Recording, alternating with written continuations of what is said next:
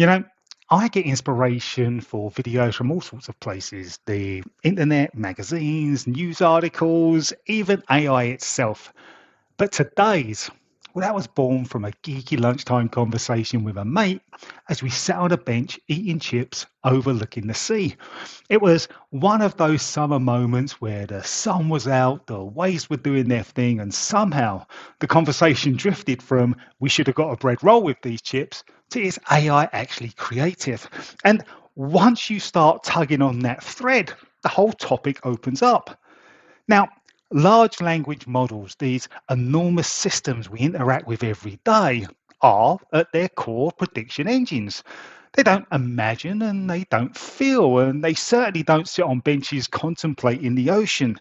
They predict the next likely word, phrase, or idea based on patterns in data. But when you scale that predictive ability to billions of parameters, you start getting outputs that look suspiciously creative. Now, as we know, humans form ideas through lived experience, memories, emotions, sensory impressions, all tangled together in a chaotic web. LLMs, on the other hand, operate in a latent space, a geometry of meaning built from statistical relationships. It's alien, it's not how we think, which is why they sometimes produce ideas we would have never reached ourselves. Take the classic creativity exercise of the paperclip test, for example. Now, humans might suggest a paperclip as a lockpick, a bookmark, or a makeshift hook.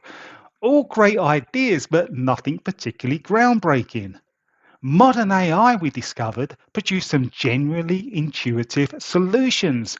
And I believe that's because of the way LLMs link concepts in a way that we simply can't comprehend. Gemini, for example, suggested a conductive probe, a calibration shim, and a temporary RF detuning element, alongside 30 other completely feasible solutions.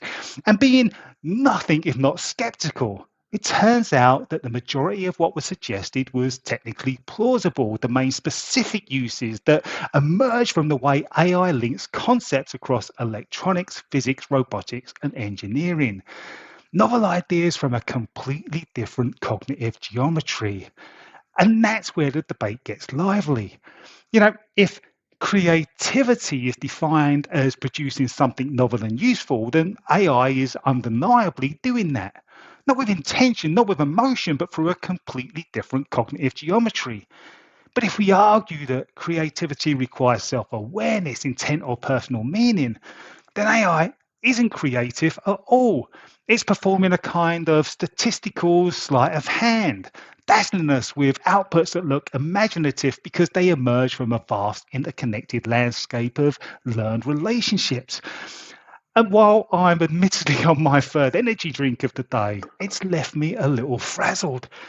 If creativity is indeed a human experience, then AI can't touch it.